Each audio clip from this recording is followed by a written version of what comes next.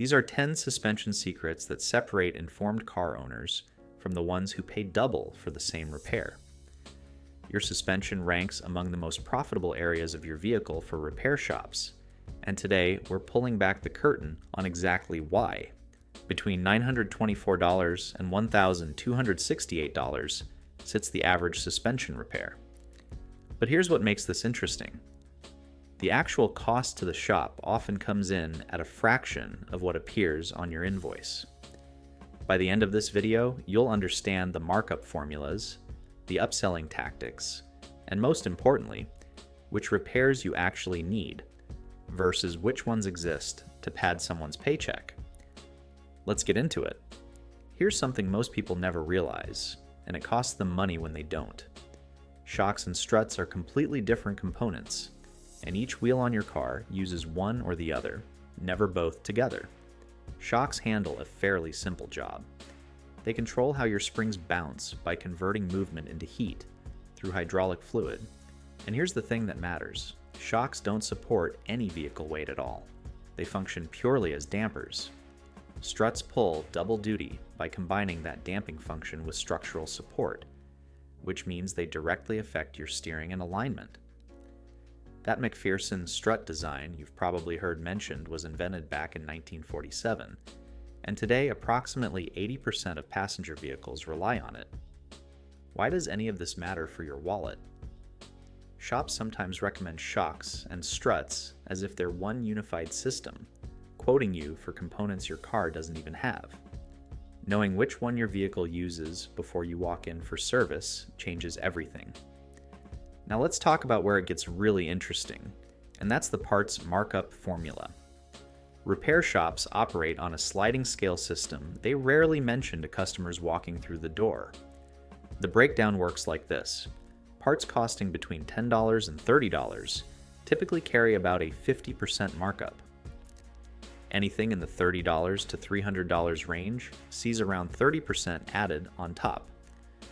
Parts over $300 usually get marked up 10 to 20%. But here's the thing. Some shops ignore that formula entirely and use 100 to 120% markup from wholesale cost as their baseline practice. One documented case showed a Moog tie rod selling for $69 at a retail parts store getting billed at $97, which amounts to 40% added onto a part you could buy yourself.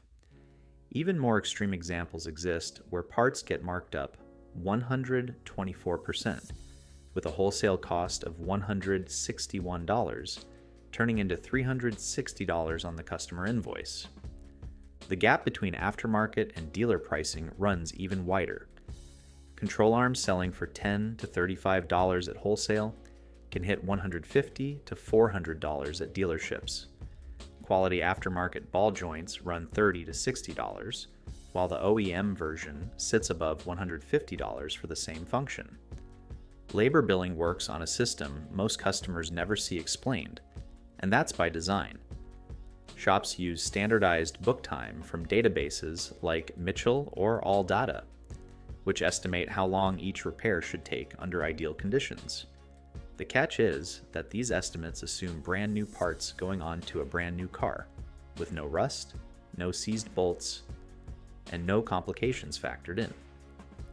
Experienced technicians regularly beat book time, which is where the real profit hides.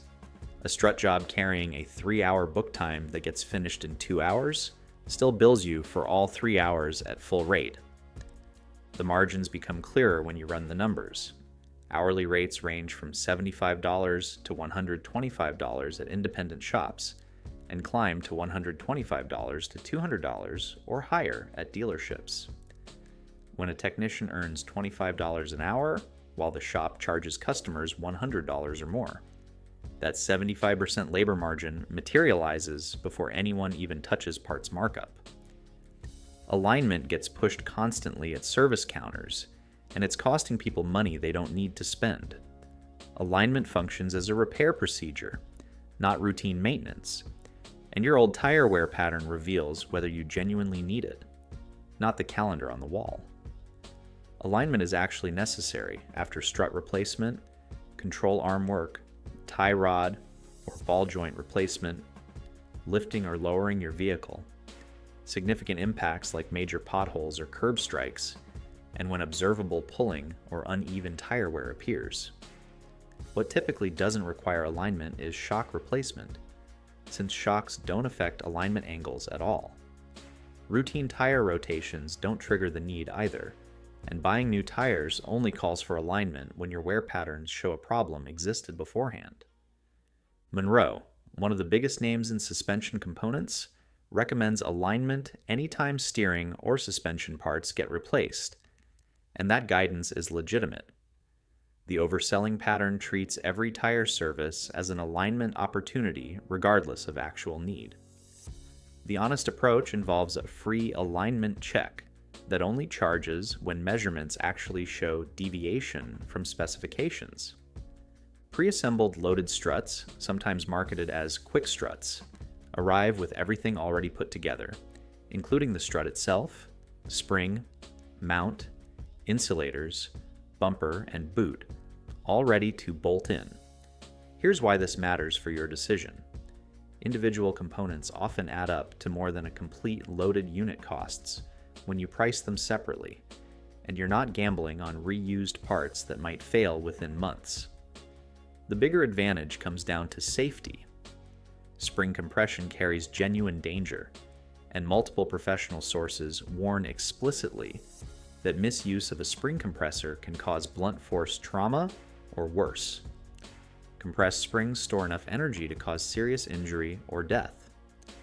Loaded struts eliminate that danger completely, which makes them ideal for older vehicles, Rust Belt cars, and anyone who wants to avoid one of the most hazardous DIY procedures in automotive work. Not every suspension component deserves premium pricing, and knowing where to spend changes everything about your repair costs. Ball joints, tie rods, shocks, and struts all warrant quality investment.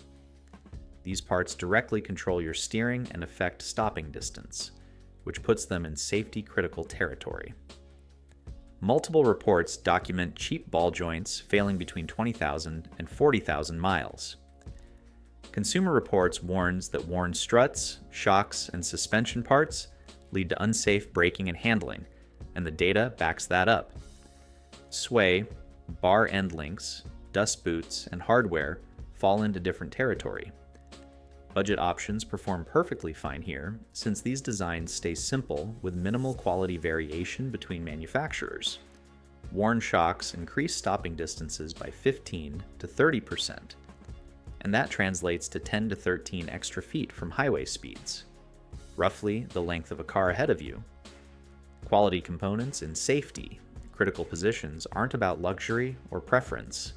They determine whether you stop in time. Moog carries trusted name recognition in chassis parts, but here's what most people walking into a shop never learn. Quality varies dramatically between their product lines, and the difference affects how long your repair lasts. Look for the K prefix on Moog parts, because that indicates the problem solver line with improved engineering. The R prefix designates their economy line with significantly lower quality standards.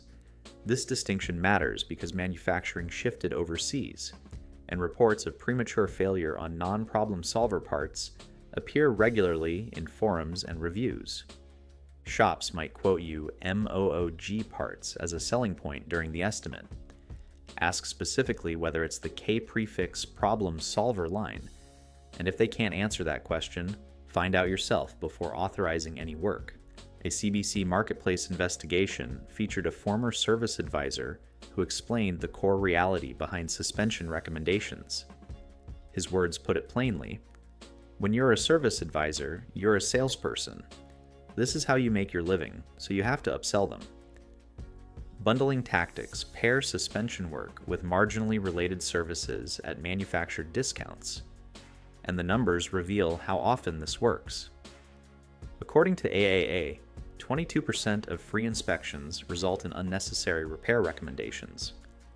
One documented case showed a dealership quoting $4,500 for control arms where the second opinion mechanic deemed the wear cosmetic only, recommending reevaluation at 150,000 miles instead of immediate replacement.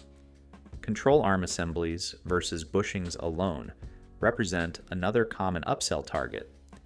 When only the bushing shows wear, replacement costs $427 or less.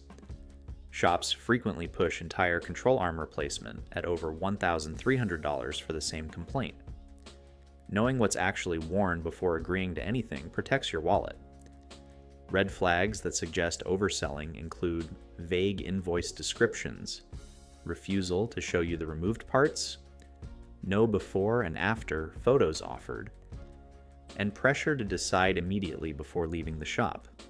You've probably heard that shocks and struts need replacement every 50,000 miles, but that recommendation serves manufacturers more than it serves you as a driver. Typical shock and strut lifespan ranges from 50,000 to 100,000 miles, which creates a massive window of actual useful life. Inspecting at 50,000 miles makes sense, absolutely.